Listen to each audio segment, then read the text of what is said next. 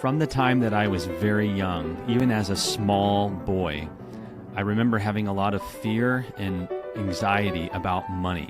There was something about money that made me afraid and uncertain. Later, when I grew up and started a family, I started to pray that God would send men into my life to teach me the truth about money that I did not know. That was when Ray Poteet and Nelson Nash came into my life, and I learned about the infinite banking concept. This whole company and this website and the podcast and the video series and everything is all about the love affair that I have been having with infinite banking since that time. So click the links, follow us on Instagram and Facebook, check out the podcast, check out the video course, and welcome to Duryea Financial. So glad you're here.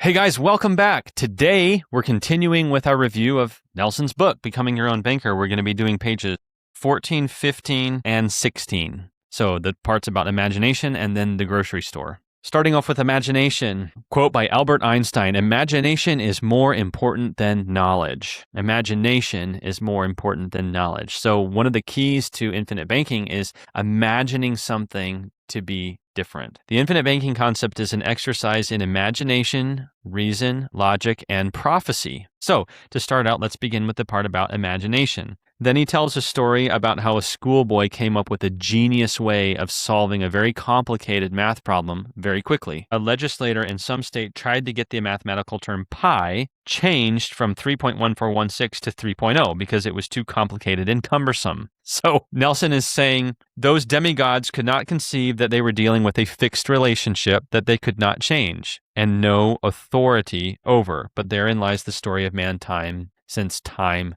began. We can imagine things to be a certain way, or we can imagine them the way that they are. And what Nelson is saying is he's saying pi is 3.14159 and so forth, regardless of whether you're living that way or acting that way. And he's saying that one of the reasons that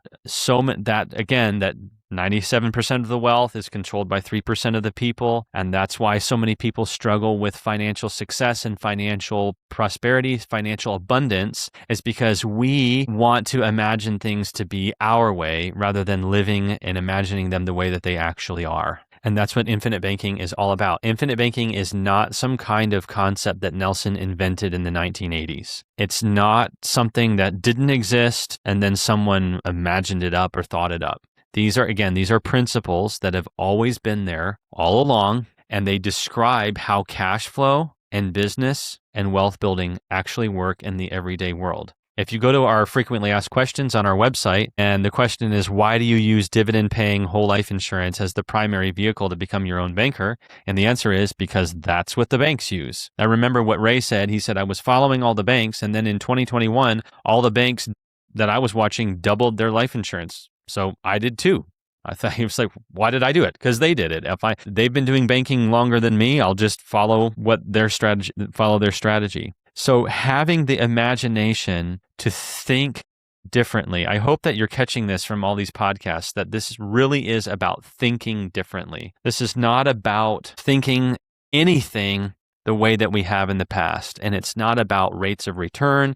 It's not about investments of any kind. It's about how we think and how the way that we think gives us power to do certain things. So that's really the point of the chapter on imagination. I would encourage you to read through the story of the math problem that he's talking about here. Carl Gauss, a famous mathematician, thought up this genius way to do this math problem when he was a little boy. Banking is inescapable. We cannot escape the fact that pi is that the diameter divided by the radius is 3.14159, repeating whatever, or the circumference divided by the diameter or something. I think that's how you get pi. It is one number. It is a set number. It can never be any other way. And we can't change the fact that, again, capitalism exists to make the banks rich. But we can imagine it the way that it is, we can learn the way that it is, and then we can change our thinking and our patterns to match what's actually happening, which is to become our own banker, so that instead of some other banker making all the profit over what we're doing, we can make that profit for ourselves. Now we get to the part of the book that is perhaps the crux of all of this. And I'm going to jump to this is the chapter entitled The Grocery Store. And I'm actually going to jump over to page 16 and read the very last sentence of this chapter before I go through the whole chapter. Nelson says, if you understand the grocery store chapter, the rest of learning how to be your own banker is a piece of cake. So what Nelson is saying is, this is the tough part. This is the tough where a lot of people will disagree. A lot of people, their mind can't go any further. Their mind can't grasp this part. So this, again, and it's not complicated. It's just completely different from the way that we think. And I'm going to summarize it for you before we get into it. And it's this. We have been taught our whole life that when we borrow money, we pay interest. But when we pay with cash, we don't pay interest. That is false. Again, we have thought, and I remember what I said about changing the way we think. We have thought for our whole life that when we pay cash for something, that there's no interest. False. That is a lie. And what Nelson is going to describe in the grocery store directly addresses this mental error. And it's a fatal mental error. And if we don't understand and grasp this part of it, it is highly likely that all the rest of infinite banking is just going to not make sense to you, and it's going to be smoke in your eyes. And you probably would have been better off just not getting started in the first place. So the grocery store chapter is the crux. Whenever we use leverage, that leverage always comes down to one point where the lever rests, where all the energy is transferred. The grocery store is that crux for infinite banking. Nelson says we're going to continue on with the imagination exercise. So this is why imagination is so important. Nelson says, I want you to imagine that you're getting into a business. Examine the process of getting into a business where you are both a consumer and a seller of the same thing. Imagine that you're getting into business and you are selling and you are consuming the same product. You are the seller and the buyer of the same product. He chooses a grocery store. Why? There is a very significant reason for this exercise, so bear with me. A grocery store will easily meet these qualifications. Everyone consumes groceries, and someone has to perform the distribution function. You have an unlimited market. Everyone is a potential customer, as well as you and your family, and maybe some other captive customers. Imagine that you're starting your own grocery store. You start by studying what the grocery store business is all about and all the things that are necessary to be successful as an entrepreneur in this field. So again, you are now an entrepreneur and you are starting to learn about grocery stores because you're going to start one. This is going to take time and expense. When you feel competent to start the venture, you must now find a good location for the business. The real estate investors say that there are three important things about real estate. Location, location, and location. For such a property, you are going to pay dearly. To buy a good location is very expensive. This is not an overnight activity either. You're going to have to spend some time locating the right place. Then you must construct a very nice looking building on the property. It must have a well-arranged interior with attractive equipment and fixtures and display cases. All this is necessary because your competition has been hard at work for years in attracting customers. Customers are going to do business with stores that are convenient, that look good, and have quality merchandise and low prices. This means that the building and so forth is going to cost you a lot of money. So you're making this huge financial investment in the property, this huge financial investment building it, huge financial investment filling it with beautiful equipment and inventory and everything else. You stock the store with groceries. The merchandise must be of good quality, attractively displayed, and you must have competitive prices. You must have competitive prices because your competitors do. Your employees must be attentive to customer needs, courteous, and neat. This is going to cost you a lot of money too. You open the front door for customers and they come in and they load their carts with groceries and then they take them to the cashier, who collects the money at the front of the store. This is going to leave empty spaces in the display of goods. Your hired help is busy cruising the aisles, noticing where goods have been sold, and quickly going to the storeroom at the back of the store to get more things to fill up the empty spaces. It is imperative that the store appears fully stocked at all times. The customers demand it. Have you ever been to a grocery store that was only partially stocked? Did you continue to patronize that store, or did you take your business to another store that was more conscious of this quality? It's so much nicer to see fully stocked shelves. All this means that you're going to have to restock the storeroom at other intervals to ensure that you have immediate access to a bountiful supply of goods. The objective of the business is to provide you with income and to build a business that you will eventually sell to someone else to provide you with retirement income. So it's all about income. If the grocery store never produces any income for the owners, how long is it going to be in business?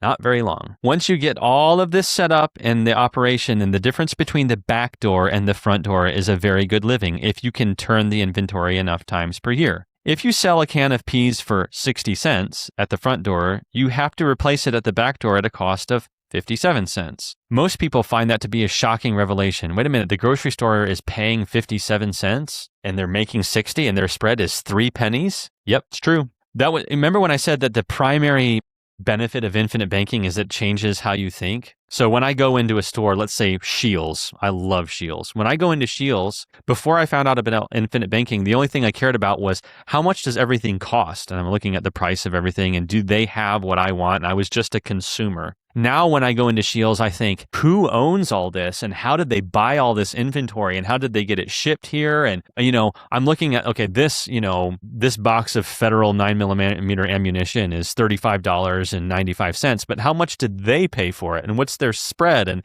how many times are they going to move it? And so forth. I also noticed something. Do you guys remember Kmart? I remember Kmart growing up and when Walmart came in. And I distinctly remember that I started shopping at Walmart a lot more than Kmart because Walmart had lower prices. So if Walmart charged less for the same product, but how did they win? Because Walmart won this fight. They beat the tar out of Kmart. I distinctly remember going to Kmart, and you know what it's like to go to a store and see that the inventory has been sitting on the shelf for longer. Like there's a little more dust gathered. There's just a little bit more debris. Like you can just tell it's been sitting there for longer. That's what it looked like at Kmart. The shelves at Walmart looked cleaner and the inventory looked fresher. I found out later from my mentor why. Walmart won not because, even though they were charging less prices, because they turned their inventory 7 times faster. So they were making a smaller spread, but they were doing it 7 times more than Kmart was over the same period of time. You see? Nelson's talking about the same thing here. Grocery stores operate on very small margin on such items. The can of peas that is sitting on the shelf for sale represents inventory. You must turn the inventory 15 times just to break even. There is all that interest you must pay on the huge sums of money you have borrowed to buy the land, the building, the signs, the advertising, the payroll, the fringe benefits, utilities, legal fees, accounting, etc., to name only a few of the expenses. If you turn it 17 times, then you're profitable. If you can turn the inventory 20 times in a year, you can retire early. Something dramatic happens once you get over the hump. Then he makes an analogy to boiling water. So he's saying if you turn it 15 times, you break even. You turn it 17 times, you're profitable. And if you turn it 20 times, you're really rocking and rolling. The same thing happens when you heat water. If you heat water to 210 degrees Fahrenheit, all you have is very hot water. But if you heat it up to 212, just 2 degrees more, you have live steam with unbelievable power. That's what entrepreneurship is like. And that's what infinite banking is like. That's what becoming your own banker is like. The steam engine changed the world, but it doesn't happen until you get past 212 degrees. Lots of heat goes into the process up until the boiling point, but the dramatic power comes suddenly. That's what entrepreneurship is like. You put in the heat and you put in the effort and you put in the money and you put in the energy and you put in the building and you put in the concrete and you put in the shelves and you put in the inventory. You do all this and all this and all this and all this. And then one day it's like, bam, everything happens at once. I had this experience in a unique way that almost nobody has had. When I met Ray Poteet, I learned that he was known as pretty much the #1 practitioner of the infinite banking concept in North America. He was very close to the top. He, of all people, was actually doing what Nelson said you could do. And I lived and worked with him from the 18th to the 21st year of him doing infinite banking. And he used to talk about oak trees. If you take an acorn and plant it, that oak tree has to grow for 20 years before it bears any acorns. But in the 20th year, bam, you get this massive harvest of acorns. And you had none up until that point. just like the boiling water and just like the grocery store. I got to see Ray hit the oak tree phase of doing infinite banking. And what happened to him was when I met him, he was probably spending 80% of his time teaching people how this works and earning commissions on the sales of the life insurance policies and everything, and about 20% of his time on his lending business, on his own private banking system, about 20%. By the time he got to the last year of his life, right before he died, those had switched. He was now spending 80% of his time on his lending business and 20% teaching this to other people. Why? He finally figured out that this wasn't about life insurance and it wasn't a sales tool for life insurance agents. He experienced the boiling water, the acorn harvest at 20 years, and he realized my policies that I own and the way that I use them is the most profitable thing available to me. I got to sit in on a meeting, just so many meetings with him,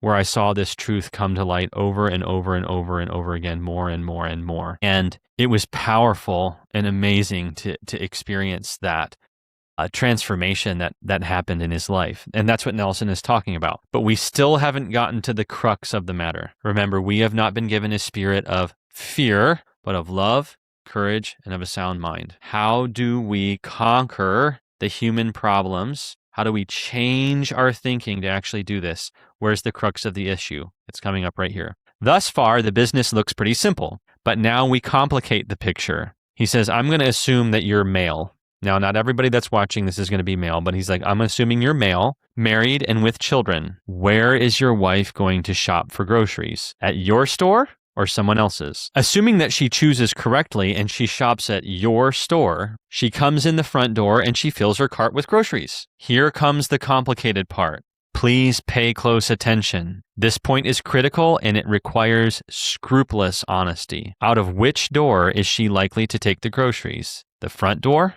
or the back door? Is she going to go past the cashier and pay for the groceries? Or is she going to take the groceries out the back door and load them up in her car without paying? Nelson says, when I deliver lectures, I ask this question and I wait for answers. An amazing number of people will readily admit, well, in all probability, she wants to go out the back door and avoid the cashier at the front door. That is a very polite description of theft.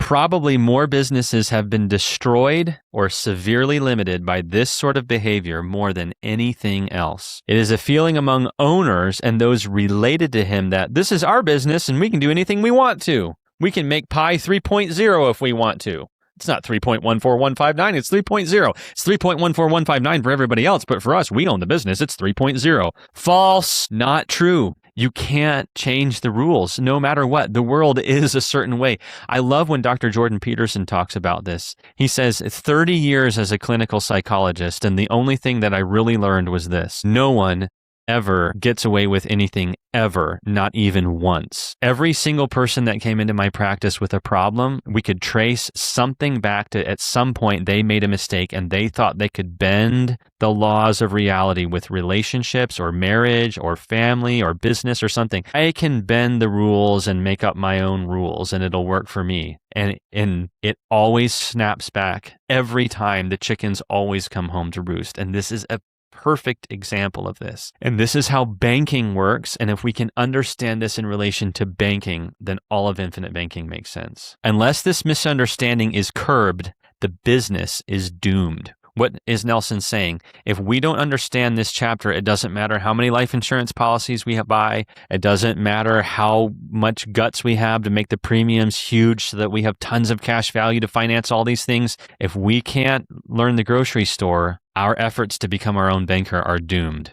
It's a pretty dim prospect. Consider this. Over an extended period of time, can she go out the back door with her groceries without the hired help witnessing her? No way. So what is the hired help going to do? They're going to steal groceries too. And then this is one of my favorite sentences from Nelson ever. Remember when he said that infinite banking was an exercise in prophecy? Nelson says, you can predict it with certainty. If you own a grocery store and your wife shops at your grocery store and she takes the groceries out the back door and she doesn't pay for them at the register, your hired help will steal from you. You can predict it with certainty. It's one of the methods of prophecy that works. It's just how things go. No matter how much we think we can change the rules and no matter how much we think it can be a different way, if you are unaware of the prevalence of theft in the retail business, do yourself a favor and make friends with someone who owns and manages a retail business. Ask them questions about how common theft is amongst the employees. The answer will shock you. Who pays for all this theft? The honest customers. The business owner is forced to put the cost of theft into the price of his goods and services for the honest customers. Most retail theft is perpetrated by employees. This is something that continues to be the case today. If your wife steals 1 can of peas, you have to sell 20 to make up for it. There's another thing that makes owners and their family members want to go out the back door. Every business in the United States has a silent partner, the IRS. If your wife goes out the front door and pays retail for her groceries just like everyone else, then your store makes more money than if she went out the back door, and the IRS posture is the more you make, the more we take. Suppose you could have a situation where the profits from the sale of groceries are not subject to income taxes. Now we have eliminated one of the incentives to go out the back door. The only problem that remains is the human instinct to want to use the back door privilege. This urge must be overcome. Your business is at stake. This is a matter of the heart and the emotions as well. However, you and your family, plus maybe some others, are captive customers for your store. You all are not going somewhere else to buy groceries. By now, you should have realized that if you charge these captive customers wholesale prices, you have defeated the purpose of the business, to provide income for you and to build a business that you will eventually sell and use the proceeds for retirement income. If you charged your captive customers retail prices, you're going in the right direction. But these are captive customers. Why not charge these folks 62 cents for the can of peas? The extra 2 cents will go directly to additional capital to buy more cans of peas to sell to the other customers. Hopefully you can see what continued use of this practice can do to the profitability of your business. Do this over a long number of years and your record books will show a superior profitability picture. And when you sell your business years later, you are in competition with someone else who has not obeyed these principles. He and his family members took their groceries out the back door the whole time. The record books of this man's business will never look as good as yours, if he's even still in business. In all probability, he has gone out of business long ago. And even if he's still around, can you guess which business will bring the better price? Yours, of course. This makes it possible for you to clip larger coupons at retirement time. I hope you have learned this little lesson well. We will revisit the grocery store later on in the book.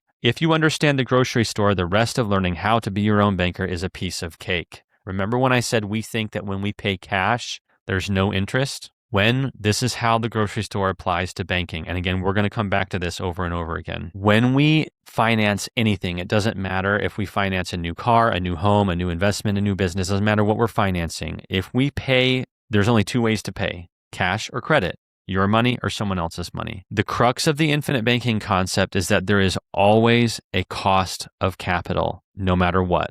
When we use someone else's money, we pay interest to a lender. When we use our money to finance it, we give up all the interest that we could have made on that money if we had kept it. So Nelson is saying that when you get equity in your policies and you borrow against your policy to finance something, you need to calculate what that cost of capital would be in the form of interest and pay that as additional premium into the policy. If I were you, I would recommend that you rewind the last 3 minutes of the podcast or 2 minutes and listen to it over and over and over again until it sinks in. When we use our own cash and we don't pay ourselves for it, we are doing the same thing as the wife going out the back store at the grocery store. Our children will notice it. Our close friends will notice it. Our grandchildren will notice it. They will act the same. And the effect on the profitability on the books is massive. The whole point of the grocery store is to teach you to pay yourself extra premium when you take a policy loan.